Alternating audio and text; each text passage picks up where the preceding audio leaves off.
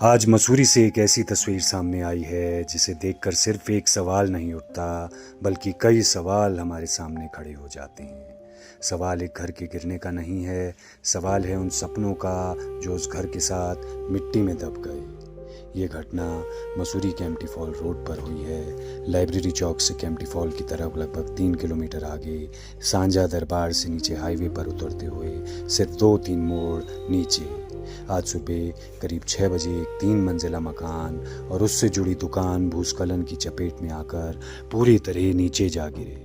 लेकिन इस कहानी की सबसे बड़ी बात यह है कि जिस वक्त ये महान मकान गिरा उस वक्त उसके अंदर कोई नहीं था, क्योंकि खतरे को इस परिवार ने एक दिन पहले ही महसूस कर लिया था।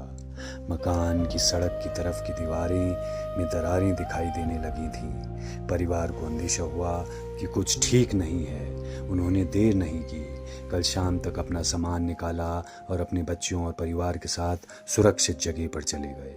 और फिर आज सुबह लगभग 6 बजे एक तेज़ आवाज़ आई। जब परिवार ने बाहर आकर देखा तो उनका घर नहीं था। वह मकान जिसमें उनका परिवार रहता था, वह दुकान जिससे उनकी रोजी रोटी चलती थी, वह जगह जिसमें उनके वर्षों की मेहनत और जीवन भर की जमा पूंजी लगी थी, सब कुछ मलबे में बदल चुका था। इस घर के मालिक हैं सोनू पवार। सोनू पास के ही गांव के रहने वाले हैं। यहीं रहकर अपना छोटा सा कारोबार करते थे। यही उनका घर था और यही उनका रोजगार। एक आम पहाड़ी परिवार की तरह मेहनत करके कमाना, परिवार पालना, बच्चों का भविष्य बनाना और धीरे धीरे अपनी एक छोटी सी दुनिया खड़ी करना। लेकिन आज उस दुनिया की जगह सिर्फ मलबा है। परिवार का कहना है कि उनके मकान के बिल्कुल बगल से एक बरसाती नाला बहता है। उनका आरोप है कि इस नाले का उचित उपचार नहीं किया गया था। नाले में मलबा आने के कारण पानी का बहाव प्रभावित हुआ और पानी सड़क की तरफ आने लगा। परिवार का मानना है कि इसी वजह से ज़मीन कमज़ोर हुई और आखिरकार ये हादसा हुआ। लेकिन यहाँ एक ज़रूरी बात है, क्या ये पूरी तरह प्राकृतिक आपदा थी? क्या लगातार बारिश और भूस्खलन इसका कारण था? क्या बरसाती नाले की स्थिति ने इस खतरे को बढ़ाया या कहीं कोई मानवीय लापरवाही बेजिम्मेदार थी? इन सवालों का जवाब अभी किसी अनुमान से नहीं दिया जा सकता। इसके लिए वैज्ञानिक और तकनीकी जांच जरूरी है, क्योंकि पहाड़ में कभी कभी एक छोटी सी दरार, एक बहता हुआ नाला, एक गलत दिशा में जाता पानी या जमा हुआ मलबा किसी बड़े हादसे का संकेत बन सकता है। आज सोनू पवार और उनका परिवार अपने उजड़े घर के सामने खड़ा है। उनकी आंखों में आंसू हैं, लेकिन उन आंसुओं में सिर्फ घर खोने का दुख नहीं है। उनमें अपनी मेहनत खोने का दर्द है, अपना रोज़गार खोने की चिंता है, बच्चों के भविष्य की चिंता है और सबसे बड़ा सवाल अब आगे क्या। परिवार प्रशासन से मदद की गुहार लगा रहा है। उनकी मांग है कि अगर आपदा राहत के तहत आर्थिक सहायता का कोई प्रावधान है तो उन्हें उसका लाभ मिले और उनके घर और दुकानों को दोबारा खड़ा करने में प्रशासन उनकी मदद करे, क्योंकि एक परिवार का घर सिर्फ ईंट पत्थर और सीमेंट नहीं होता।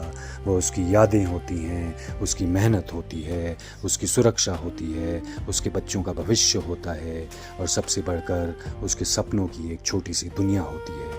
आज वह दुनिया उजड़ गई है, जान बच गई, ये सबसे बड़ी राहत है।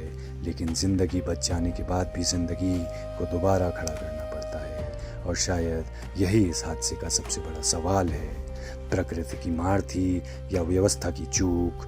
इसका जवाब जांच देगी, लेकिन तब तक इस परिवार को सिर्फ सवाल नहीं, सहारे की ज़रूरत है।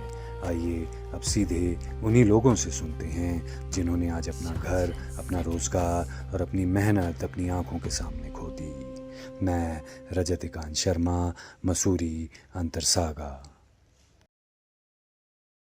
हाँ जी, मेरा नाम सोनू पवार है और ये मेरा ही घर है। इसके नगर पालिका का नाला है, तो काफ़ी टाइम से हमने कंप्लेन भी करी है कि ये पानी का जो बहाव आता है बारिश में वो सीधा इधर की साइड आता है। तो मैं तो कारण मानूंगा इसी नाले का। ये है कि मुआवजा है, जो हमारा नुकसान हुआ है उसका मुआवजा मिले। रहने का था, घर वगैरह नहीं था। साल भर हुआ है, 5-6 महीने से हम यहाँ रह रहे हैं। हमने कहा था कहा था आपने अपने वार्ड सदस्य वार्ड मेंबर को कहा होगा। अभी कोई सहायता नहीं है। इधर ही हमने कहीं सामान रखा है पड़ोस में और अपने यहाँ बहने के यहाँ रह रहे हैं। चार है हमारे दोनों चार बच्चे हैं, हम दो हैं। 4 सदस्य, आपके छोटे बच्चे भी होंगे। सर हम यही चाहते हैं कि यही हमें चाहते हैं कि सहायता मिले, बस हमें आर्थिक अंदर सहायता से मिले। किसी आर्थिक से सहायता ये ना मिले कि जमा पूंजी सब इधर ही लगा चुके हैं आप। सुबह हो। ये सुबह 6 बजे गिरा है। आज सुबह 6 बजे